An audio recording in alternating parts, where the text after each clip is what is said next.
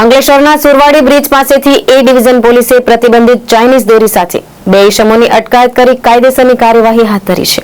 ઉત્તરાયણ તહેવાર દરમિયાન સ્કાયલેન્ડર્સ ચાઇનીઝ તુક્કલ તેમજ સિન્થેટિક કે ચાઇનીઝ મટીરીયલ, ટોક્સિક મટીરીયલ, ઝેરી તત્વો અથવા નાયલોન પ્લાસ્ટિક જેવા સિન્થેટિક કે ચાઇનીઝ મટીરીયલ્સથી તૈયાર કરેલ પાકા દોરાથી ઉડાવવામાં આવતા પતંગોને કારણે માનવ, પશુ, પક્ષી તેમજ પર્યાવરણને નુકસાન થતું હોય જે બાબતે આવા નુકસાનકારક મટીરીયલના ઉપયોગ તથા વેચાણ પર કલેક્ટર દ્વારા પ્રતિબંધ મૂકવામાં આવ્યો છે।